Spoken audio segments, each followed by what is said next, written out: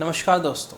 अक्सर हमने सुना है कि जैसा खाओ अन्न वैसा होए मन, लेकिन हम बात करेंगे तन की, वो भी एक किडनी पेशेंट की। कि एक किडनी पेशेंट अक्सर अपने क्रिएटिनिन लेवल को, पोटेशियम लेवल को लेकर बहुत परेशान रहता है, जो होना स्वाभाविक भी है। लेकिन इस वीडियो में हम जानेंगे कि वो कौन से 5 फूड आइटम्स हैं जिसको हम रिप्लेस करके न केवल अपने क्रिएटिनिन लेवल को कंट्रोल कर सकते हैं, बल्कि पोटेशियम और यूरिया लेवल को भी कंट्रोल कर सकते हैं। तो चलिए जानते हैं इन बेस्ट फूड आइटम्स के बारे में।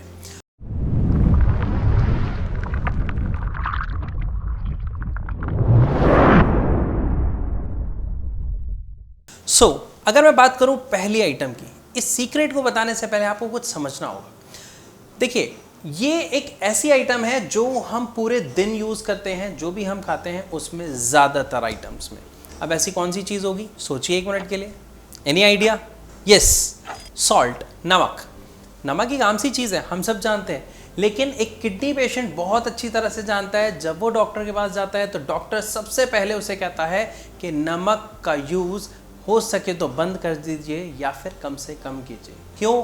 क्योंकि जो नमक है वो प्योर फॉर्म ऑफ क्या है, सोडियम क्लोराइड, जिससे क्या होता है, बीपी बढ़ता है। और बीपी बढ़ना एक किडनी पेशेंट के लिए सबसे बड़ी समस्या है, क्योंकि उसी के कारण किडनी ऑलरेडी फेल हो चुकी होती है, उसमें प्रॉब्लम आ रही होती है। तो इसीलिए एक किडनी पेशेंट के लिए सबसे मुश्किल होता है कम नमक वाला खाना खाना या फिर नमक को छोड़ देना। तो हम नमक को किस चीज़ से रिप्लेस कर सकते हैं? नमक का तो स्वाद अपने में ही अलौकिक है, अलग है। देखिए, नमक को किसी चीज़ से रिप्लेस नहीं किया जा सकता, ये कड़वा सच है। लेकिन जो नमक हम घर में यूज़ करते हैं उसको हम बदल सकते हैं। देखते हैं किससे? यस, रॉक सॉल्ट से। क्यों? क्योंकि रॉक सॉल्ट और जो हम घर में नॉर्मल नमक यूज़ करते हैं उसमें फ़र्क क्या है, अगर आप ये समझ गए तो आप इसका नुकसान और फ़ायदे भी समझ जाएंगे। जो हम नमक घर में यूज़ करते हैं वो सी सॉल्ट होता है, वो फैक्ट्रीज में बनाया जाता है, वो pure form of sodium chloride होता है। लेकिन अगर मैं बात करूं रॉक सॉल्ट की, जिसको हम सेंधा नमक भी बोलते हैं, लाहौरी नमक भी बोलते हैं, इसका फ़ायदा क्या है? ये नेचुरल होता है। ये नमक कैसे प्रोड्यूस होता है? जैसे पहाड़ों में कहीं पे पानी इकट्ठा हो गया, गर्मी की वजह से पानी तो उड़ गया, लेकिन वहाँ पे क्या हो गया, नमक छोड़ गया, जिसके अंदर सिर्फ सोडियम नहीं बहुत सारे मिनरल्स भी होते हैं।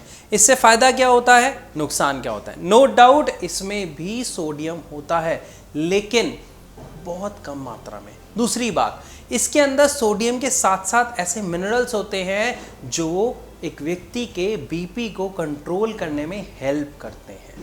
इसीलिए अगर आप सी सॉल्ट की बजाय रॉक सॉल्ट यूज़ करेंगे तो आप देखेंगे आपका जो बीपी है वो कंट्रोल में रहेगा। लेकिन एक चीज़ ध्यान रखिएगा, अति किसी भी चीज़ की बुरी होती है। चाहे सी सॉल्ट यूज़ करें या रॉक सॉल्ट यूज़ करें, एक चीज़ का हमेशा ध्यान रखें, कोशिश करें कि उससे लिमिटेड अमाउंट में ही लें, ज़्यादा ना लें। तो ये तो बात थी फर्स्ट सीक्रेट की। आई होप आपको ये समझ आया। और एक पहली चीज़ जो हम सबसे ज़्यादा यूज़ करते हैं वो हमने रिप्लेस कर दी। तो आज ही अपने नॉर्मल नमक को रिप्लेस करें, किससे? बिल्कुल सही, रॉक सॉल्ट से, सेंधा नमक से। तो जानते हैं सीक्रेट नंबर 2 क्या है। देखिए, सीक्रेट नंबर 2 को जानने से पहले एक चीज़ समझ लीजिएगा कि इसको हम किसी चीज़ से रिप्लेस नहीं कर रहे हैं, इसको हम अपनी डाइट में ऐड कर रहे हैं। क्यों? क्योंकि ये किडनी पेशेंट को पावर देता है, बहुत हेल्पफुल होता है। क्यों और कैसे समझते हैं। पहले देखते हैं ये है क्या। कॉर्नफ्लोर बहुत कॉमन है, आपकी रसोई में भी होगा, अक्सर हम घर में इसे यूज़ करते हैं। लेकिन अब जो इसका यूज़ करना है वो आपको किस में करना है? जब आप रोटी के लिए आटा गूंथते हैं, आप उसमें थोड़ा सा इसको ऐड करें। उससे क्या होगा कि आपकी जो रोटी बनेगी वो अच्छी बनेगी, वो एक एक्स्ट्रा फ़ायदा है। लेकिन एक किडनी पेशेंट को क्या फ़ायदा होगा? किडनी पेशेंट को स्टार्च से फ़ायदा मिलता है, पावर मिलती है।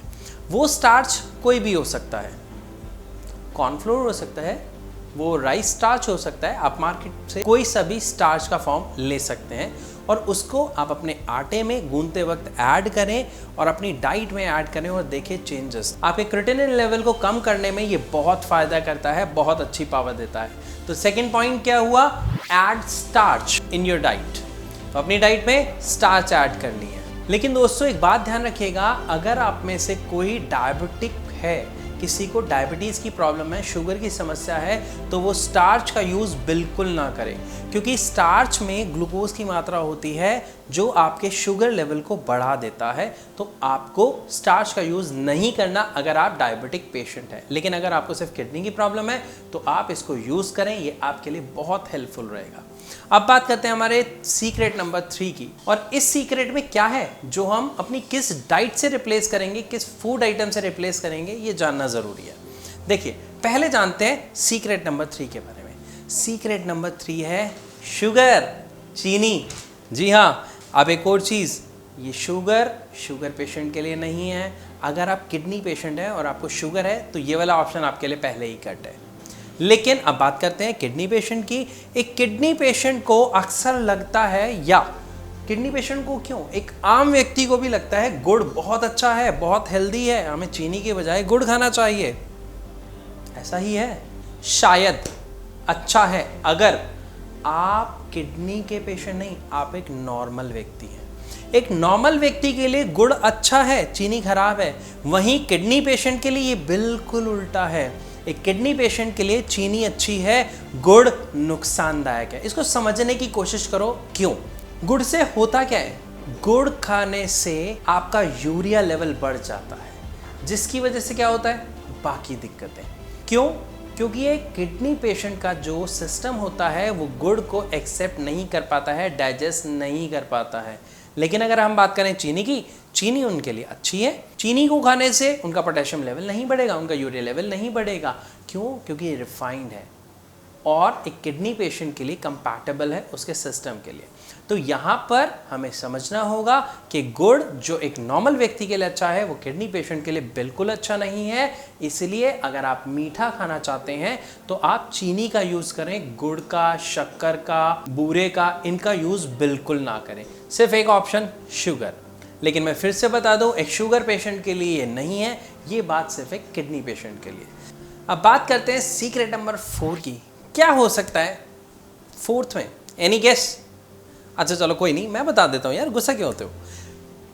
डाइट नंबर 4 एक इतनी मज़ेदार चीज़ है, इतनी पोषक चीज़ है, जिसको ज़्यादातर लोग अपनी डेली लाइफ में खाते हैं।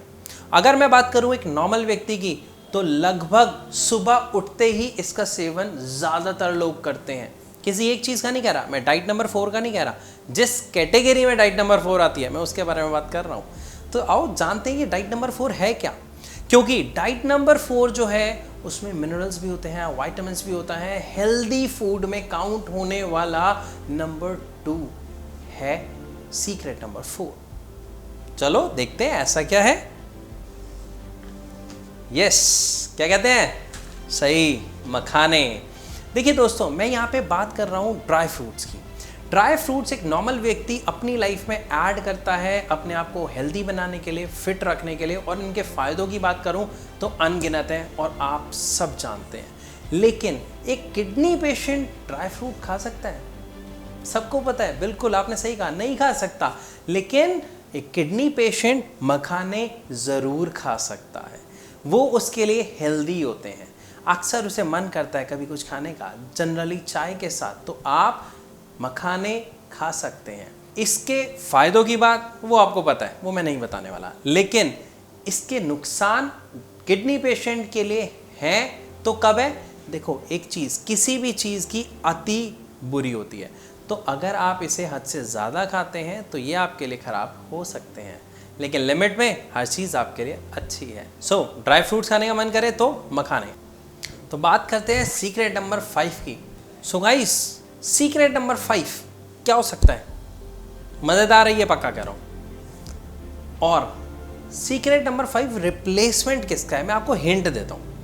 90% लोग इसके आदी हैं।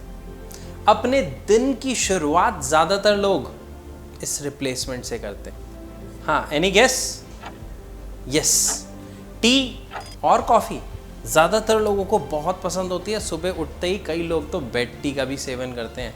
लेकिन अगर बात करें एक किडनी पेशेंट, तो वो टी और कॉफ़ी नहीं ले सकता। बिल्कुल सही कह रहे हो, पता है आप सबको भी। तो यहाँ पे हम ऐसी ही चीज़ की बात करने वाले हैं जिनको आदत हो जाती है टी की, जो नहीं रह पाते हैं, या कॉफ़ी की। तो उसका क्या सब्स्टिट्यूट है एक किडनी पेशेंट के लिए, जिसका सेवन एक किडनी पेशेंट कर सकता है बेफिक्र होकर कि उसके क्रिएटिनिन लेवल, उसका पोटेशियम लेवल तो नहीं बढ़ेगा। तो देखते हैं सीक्रेट नंबर 5 क्या है। यस, ग्रीन टी, बिल्कुल सही पहचाने। ग्रीन टी एक ऐसी चीज़ है जिसको आप अपनी नॉर्मल टी से या अपनी कॉफ़ी से रिप्लेस कर सकते हैं। क्यों? क्योंकि ये बहुत फ़ायदेमंद होती है। रीज़न, नेचुरल हर्ब्स होते हैं जो आपके डाइजेशन में हेल्प करते हैं, आपका मेटाबॉलिज्म बूस्ट करते हैं, और चाय और कॉफ़ी के कंपैरिजन में नुकसान शायद बहुत कम या ना के बराबर करते हैं। तो एक किडनी पेशेंट चाय या कॉफ़ी की जगह ग्रीन टी ले सकता है, लेकिन मैं आपसे एक चीज़ कहूँगा कि अति हर चीज़ की बुरी है, तो किसी भी चीज़ को ज़्यादा ना लें, किसी भी चीज़ का ज़्यादा सेवन ना करें। तो मैं आशा करता हूँ इस वीडियो में आपको अच्छे से एक बात क्लियर हो गई कि हमें अपनी डाइट में किन चीज़ों को रिप्लेस करना है किससे। ठीक है, फर्स्ट था रॉक सॉल्ट, सेकेंड क्या ऐड करना है, स्टार्च, थर्ड चीनी का प्रयोग करना है किडनी पेशेंट को, फोर्थ मखाने, एंड फिफ्थ ग्रीन टी। बिल्कुल सही। तो मैं आशा करता हूँ जो इन्फॉर्मेशन मैंने आपको दी वो आपके लिए फ़ायदेमंद है। फिर भी अगर आपका कोई डाउट या आपका कोई सुझाव है तो आप नीचे दिए गए नंबर्स पर हमारे डॉक्टर्स को डायरेक्ट कॉल करके फ्री ऑफ कॉस्ट कंसल्ट कर सकते हैं, या फिर आप अपनी रिपोर्ट्स हमारे नंबर्स पर शेयर कर सकते हैं। हमारे डॉक्टर्स आपको खुद कॉल करेंगे आपकी रिपोर्ट स्टडी करने के बाद। तो अब मैं आप सबसे इजाज़त लेना चाहूँगा और मिलूँगा अपनी अगली वीडियो में। तब तक के लिए नमस्कार।